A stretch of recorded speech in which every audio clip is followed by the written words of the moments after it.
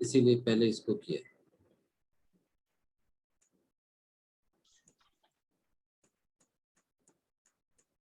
इसमें पूरा डायग्राम बनाने की जरूरत है नहीं, पर आप चाहें तो बना सकते हैं, आपकी इच्छा। देखो क्या कह रहा है question. Find the coordinates of a point A where A B is the diameter of a circle. तो यानी आपके पास एक सर्कल है जिसका डायमीटर क्या है, ए बी। तो ए बी हमने बना लिया ऐसे, ठीक है। A B is the diameter of a circle whose centre is, उसका सेंटर ओ है मान लो, और सेंटर के कोऑर्डिनेट्स दे रखे हैं आपको कितने, 2, -3, 2, -3। अच्छा, और बी भी दे रखा है आपको 1, 4। तो कोऑर्डिनेट्स ऑफ ए निकालने हैं आपको। समझ में आया क्वेश्चन? Yes sir.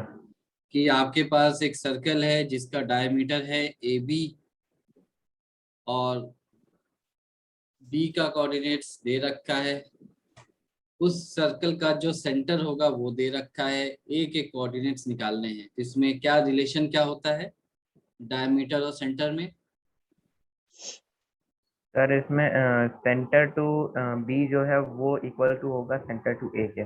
ठीक है, तो जो सेंटर होता है वो डायमीटर को 2 इक्वल पार्ट्स में डिवाइड करता है। Yes sir. याद आया सभी को? Yes sir. है ना? याद आया या भूल चुके हो?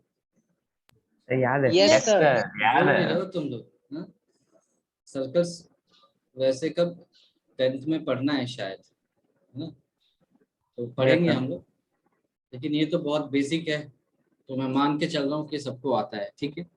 तो ए के कोऑर्डिनेट्स निकालने हैं। तो जब आप 11th में जाएंगे तो इसको ए को निकालने का एक डायरेक्ट तरीका भी होता है, उसको हम कहते हैं कि एक्सटर्नल डिवीजन और इंटरनल डिवीजन के नाम से जानते हैं। आप डायरेक्टली भी निकाल सकते हैं, अगर नहीं पता है तो भी डायरेक्टली हम यहाँ से भी मतलब एक तरह से इनडायरेक्टली निकाल सकते हैं। कैसे? कि ओ के कोऑर्डिनेट्स हमें पता है, तो लिख लिया पहले तो कि लेट कोऑर्डिनेट्स ऑफ ए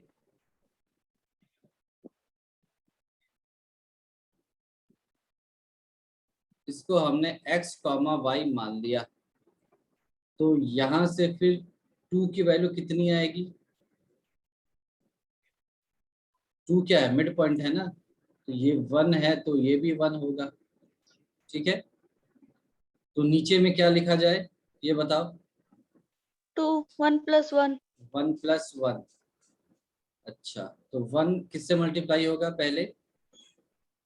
1 से। 1 से, और दूसरा वाला 1 x। x से।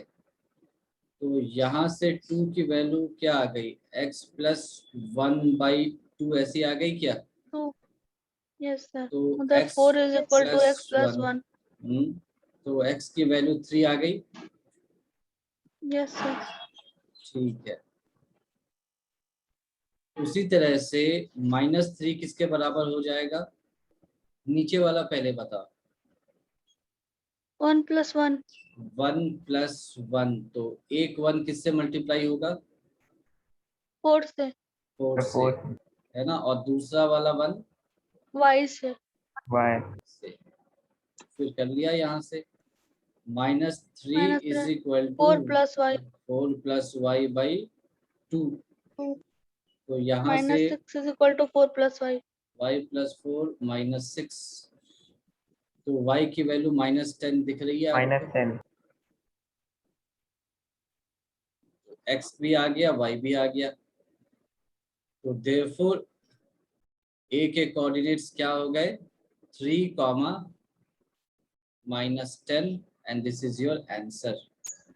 ये समझ में आया यस सभी सर। को, या डाउट है इसमें? आ गया सर। है ना? तो ऐसा जरूरी नहीं है कि आपसे केवल रेशियो पूछा जाए या यस मिडिल पॉइंट जो है वो पूछा जाए, वो साइड वाले भी पूछ सकते हैं, क्या दिक्कत है? फॉर्मूला सेम है ना, कॉन्सेप्ट सेम है, वो साइड वाले भी आपसे पूछ सकते हैं बाकी चीज, बाकी इंफॉर्मेशन देने के बाद। तो आपको ये समझ में आना चाहिए कि O is mid point of AB। अगर ऐसा है तो हमने यही कहा था कि A प्लस B/2 के कोऑर्डिनेट्स O के बराबर होने चाहिए। याद आया? x1 plus x2/2 mid point का कोऑर्डिनेट होता है। याद आया या भूल चुके हो? यस सर, याद है? ये बताया गया था ना। ये अगर A है, ये B है, ये अगर x1, y1 है, ये अगर x2, y2 है, तो इसका जो मिड पॉइंट होगा C, तो Yes. C के कोऑर्डिनेट्स क्या होंगे? x1 sir plus x1 plus x2 upon 2, हाँ, और y1 plus y2/2। y1 plus y2 upon 2। ये सभी को याद है या आधे लोग भूल चुके हो? सर याद है नो सर, याद है। याद है? तो यहाँ से देख लो, x की वैल्यू क्या है 3 और b की वैल्यू है 1, तो 3 + 1 कितना होगा? 4 4/2 और 2 2, तो ये 2 दिख रहा है, 2 यानी सही है ये। अच्छा, अच्छा, तो y की वैल्यू क्या है? -10, तो -10 + 4 क्या होगा? 6 -6। -6 नहीं, -6, -10 + 4 यस सर, -6 -6 -6/2 -3 -3 दिख रहा है, यानी सही है ये। यस। ठीक है, तो इसको निकालने के और भी तरीके थे, हम डायरेक्टली भी कर सकते थे, लेकिन एग्जाम पॉइंट ऑफ व्यू से हम जो प्रोसेस है उससे करेंगे। ठीक है, चलो अब हम क्वेश्चन नंबर 6 पर आ सकते हैं।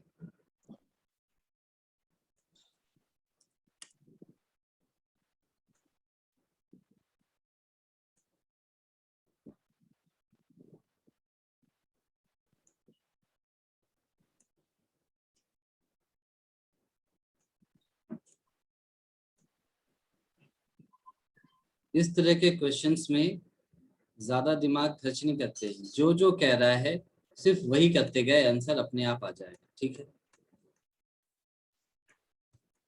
तो वो आपसे जो कह रहा है करने के लिए सर ये सिर्फ, वाला क्वेश्चन ट्राई किए थे। हाँ ये बन जाएगा, जो कह रहा है सिर्फ वही करो और कुछ नहीं करो। ये कह रहा है कि 1, 2, 4, y, x, 6 and 3, 4 are the vertices of a parallelogram taken in order। ठीक है, तो सबसे पहले खुद से पूछो कि पैरेललोग्राम के 4 वर्टिसेस होते हैं क्या?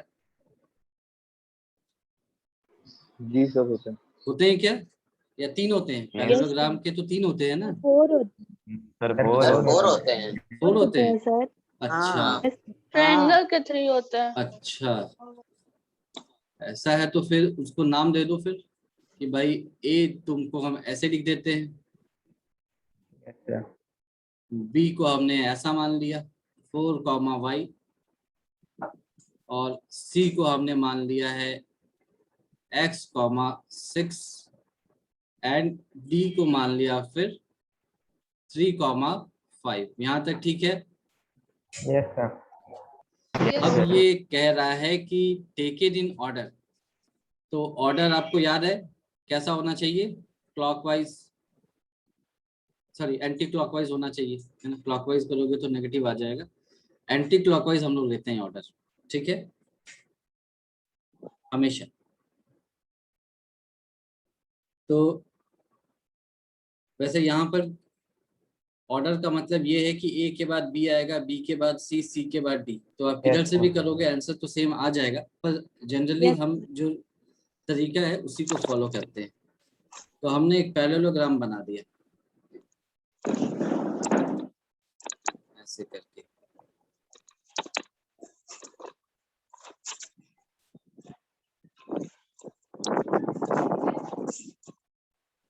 तो ये पैरेललोग्राम बन गया ये।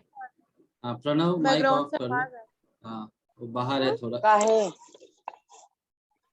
ABCD दिख गया ये 4 कोऑर्डिनेट्स।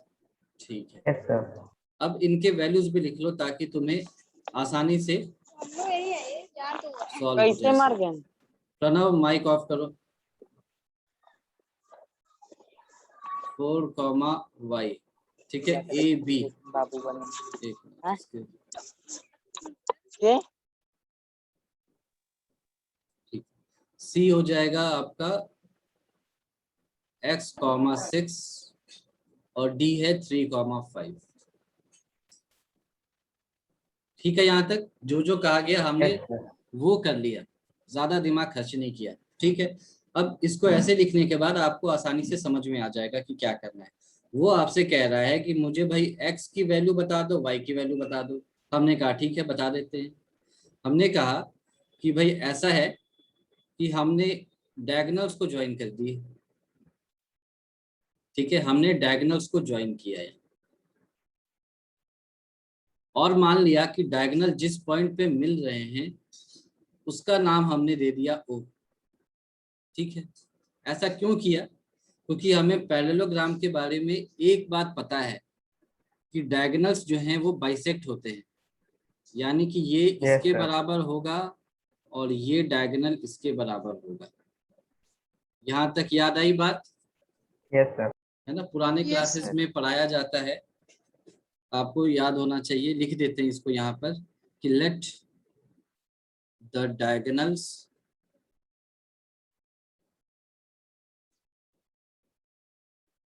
ऑफ द पैरेललोग्राम को लिखने का ये तरीका होता है, दो पैरेलल लाइन और ऊपर में जी है। तो let the diagonals of the parallelogram ABCD intersect at O, at O. है ना, ये लिख दिया। तो अगर ऐसा है तो this implies AO will be equal to, ये हर्ष के यहाँ से आवाज आ रही है, AO is equal to OC and BO is equal to OD होगा। यहाँ तक ठीक है? Yes yes sir. सर। चलो, अब इसको करने से क्या फायदा मिला, है ना, इसको करने से क्यों किया हमने? क्योंकि O एक तरह से मैं कह सकता हूं, ऐसे भी कह सकता हूं, O is mid point of AC, B and हाँ, of AC and BD।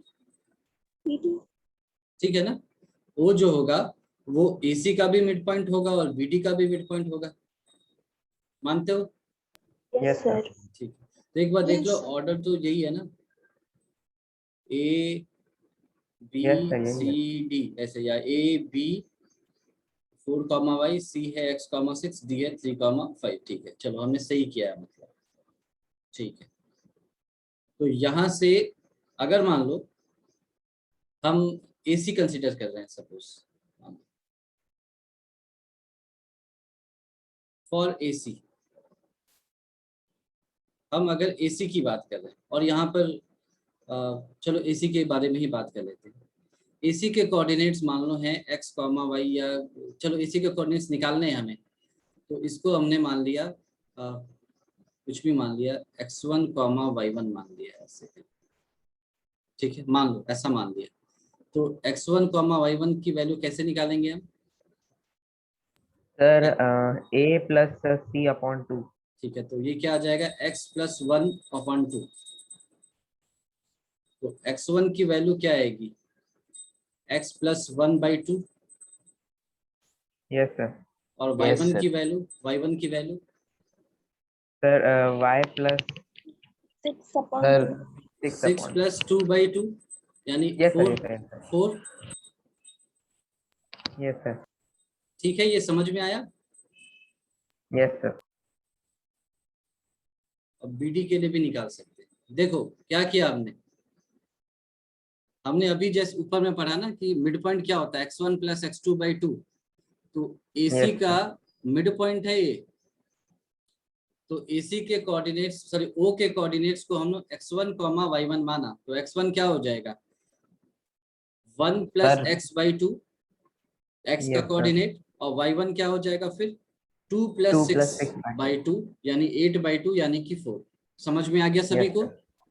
Yes, कोई Yes, दिक्कत? अच्छा, sir. अब हाँ बोलो, अब BD की रेस्पेक्ट में बात कर ले।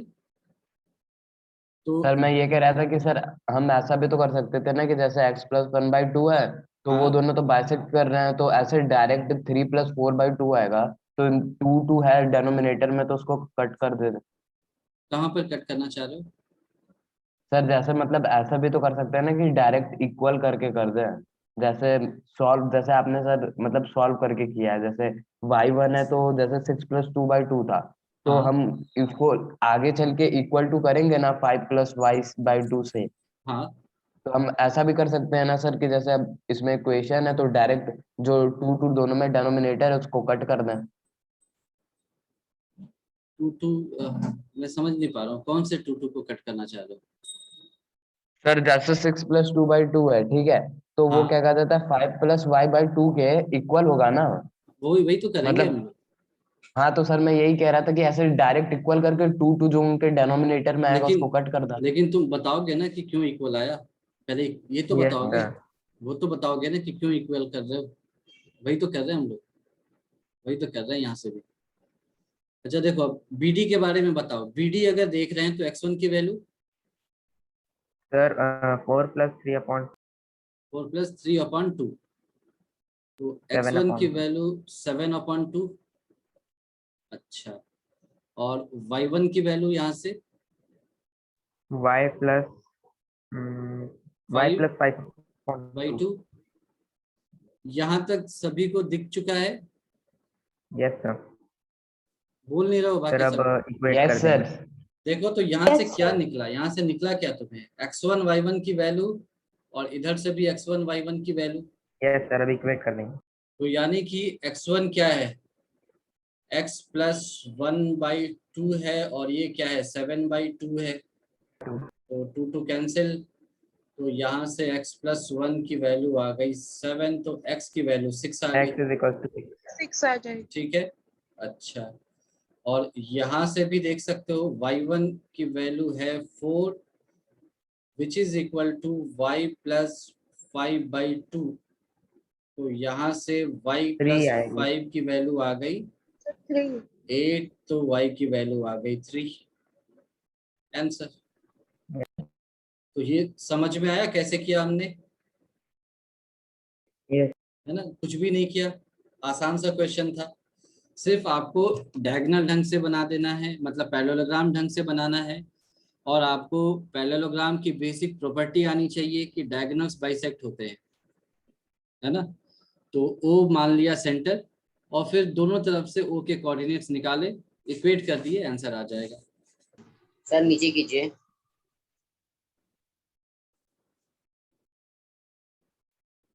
इसमें कहीं कंफ्यूजन है तो पूछो मेरे से।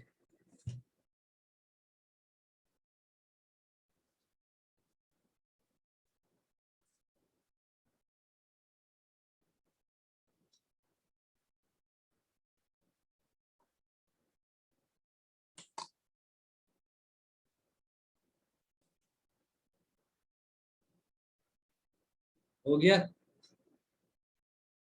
यस सर, आगे। Yes, sir. हाँ, तो बताओ इसमें कहीं कोई कंफ्यूजन है किसी को? No, sir. समझ में आ गया सभी को?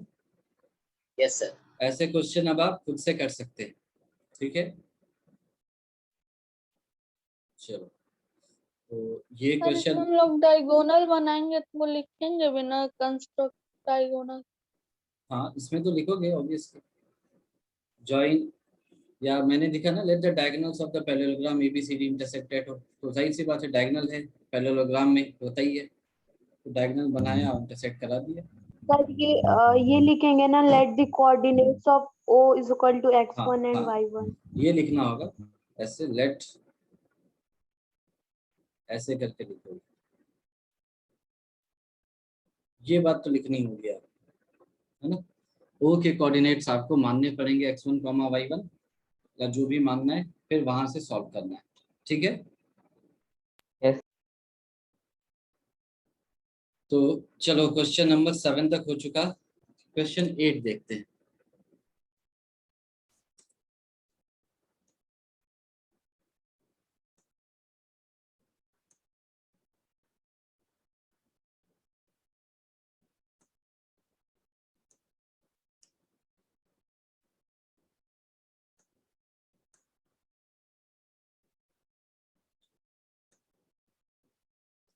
ये भी सिंपल सा क्वेश्चन है, सिर्फ आपको कॉम्प्लिकेटेड फॉर्म में दे रखा है, आपको वहां से इसे डिकोड करना है।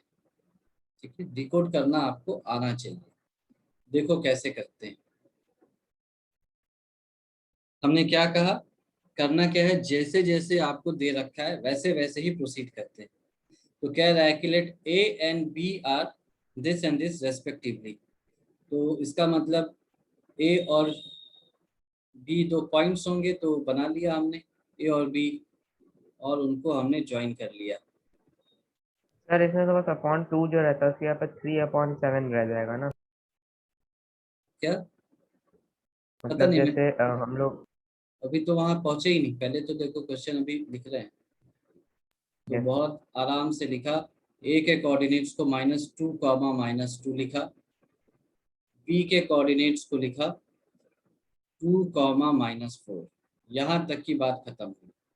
आगे ये कह रहा है find the coordinates of P such that AP is equal to 3/7 of AB and P lies on the line segment AB।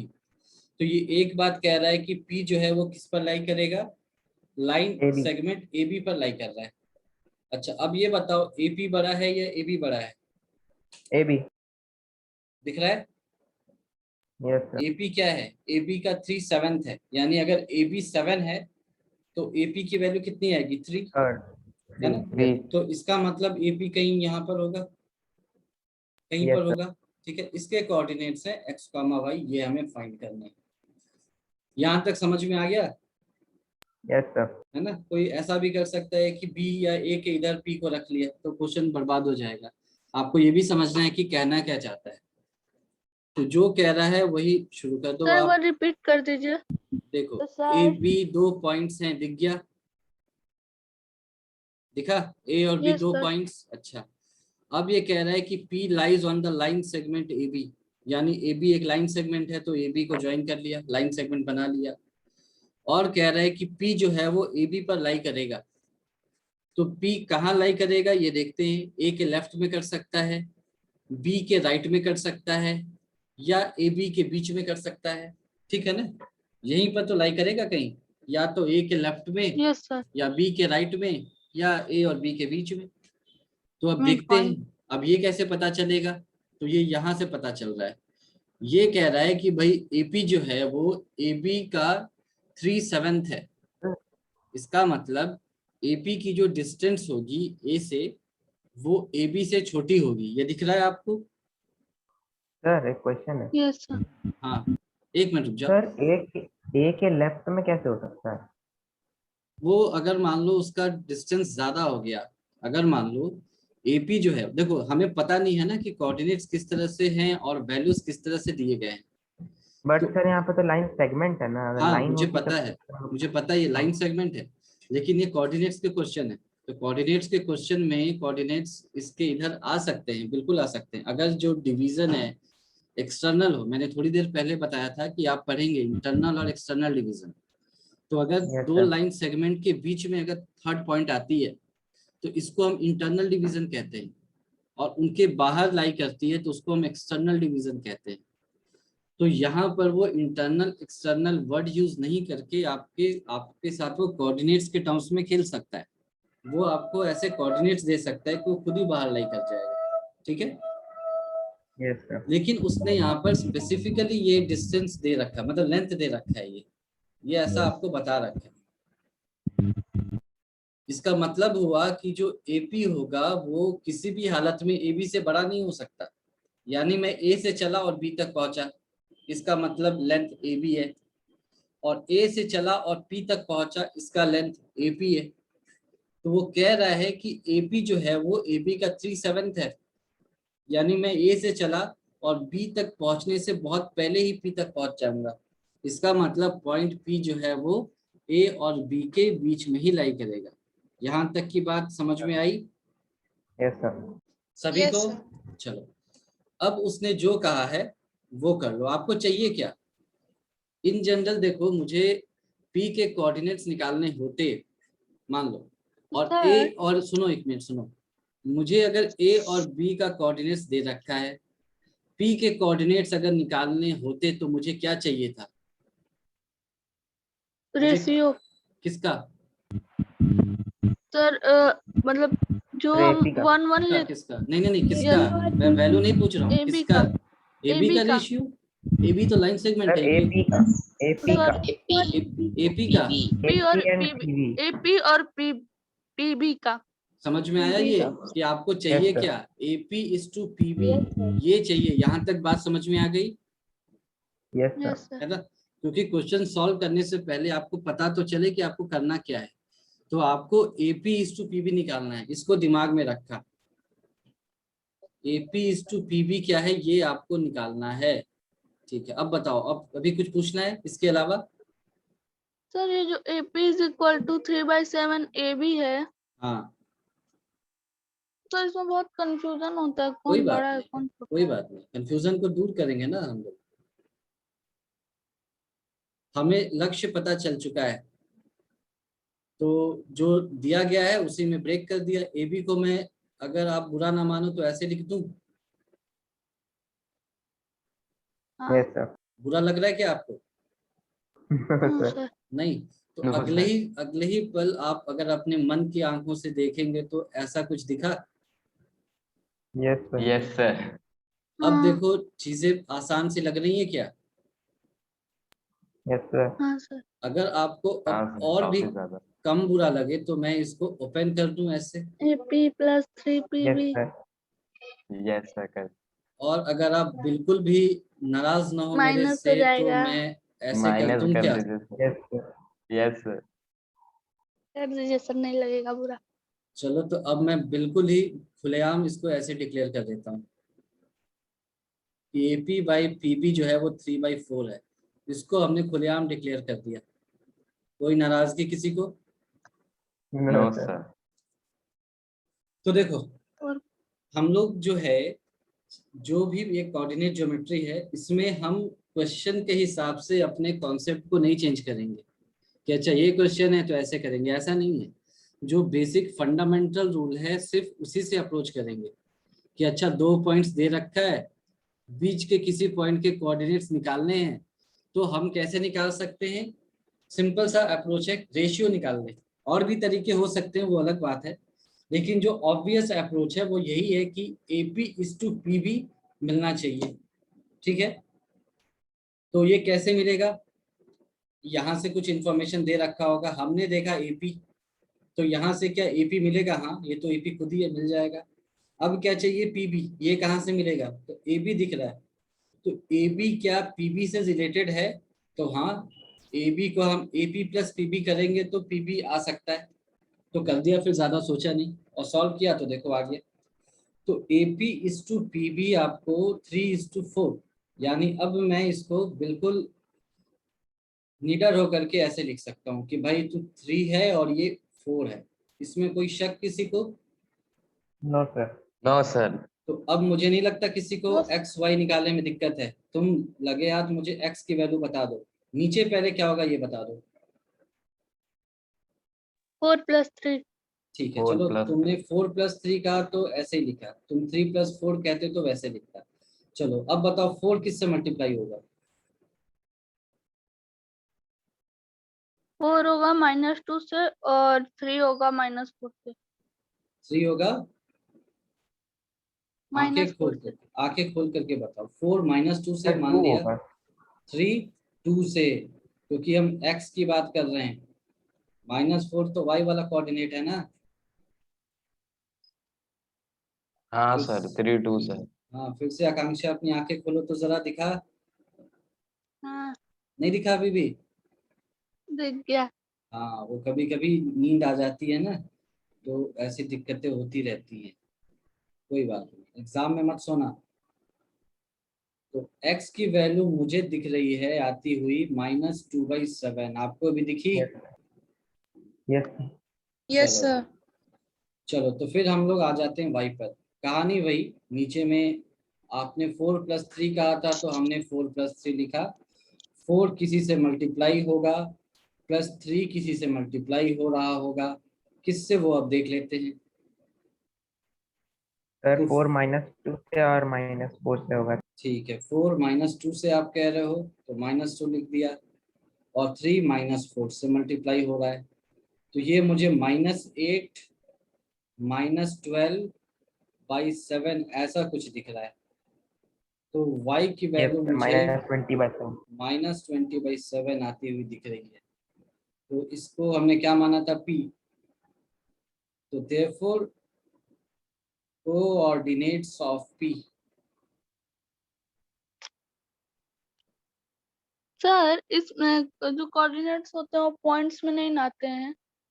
नहीं इसको ऐसे ही लिखते हैं, फ्रैक्शन में ही लिखते हैं इसको। तो ये समझ में आ गया अच्छे से, Yes sir. ठीक है ना। तो इस तरह के क्वेश्चन भी एग्जाम में आएंगे बिल्कुल, तो आप कर सकते हैं बिना घबराए हुए कि ये क्या Yes, sir. 3/7 5/7 दे Yes, दिया। आराम से उसको बैठ करके देखो क्या दिया है, क्या निकालना है। सर ये बता दीजिए कि कैसे पता करते हैं कौन सा बड़ा है।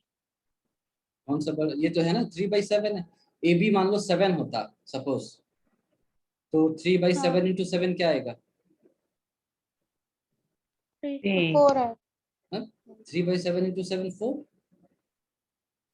No Sir, sir yeah. Sir A B मान लो 7 होता, मान लो ए बी का जैसे लेंथ 3/7 है तो एक मतलब जो नेक्स्ट Sir, होगा 3 वो आएगा, 4/7 3. ही होगा। नहीं नहीं, जैसे कह रहा हूँ फिर ए हम बी लोग मान 7 लो पार्ट में 7 करेंगे। है सपोज, ए बी मान लो Sir, 7 3. है, तो ए पी क्या होगा 3। तो Yes sir. Reference Yes, class से कट जाएगा। है ना, क्लास केजी के रेफरेंस से बताओ 3 बड़ा होता है या 7, 3. बताओ। 7 कैसे? क्लास केजी में पढ़ा होगा तुमने, 3 बड़ा है या 7 बड़ा है। 7 बड़ा है. 7। 7 3 नहीं, तो देख लो। 7 देखो बड़ा है। No sir.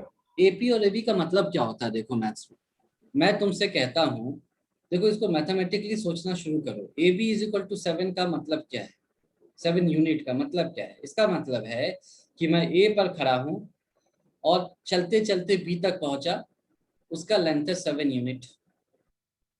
AP is Yes. Equal to 3 का मतलब क्या है कि मैं ए पर खड़ा हूँ, चलते चलते पी तक पहुंचा, कवर किया डिस्टेंस 3 यूनिट। यानी 3 जाहिर unit. सी बात है कि अगर मैं ए से बी तक चलूंगा तो बीच में कहीं पी मुझे मिल जाएगा। ये बात समझ में आ गई Yes, Yes sir. sir. है ना। इस तरह से अगर सोचोगे ना तो तुमको ये चीजें बहुत आसान लगेंगी।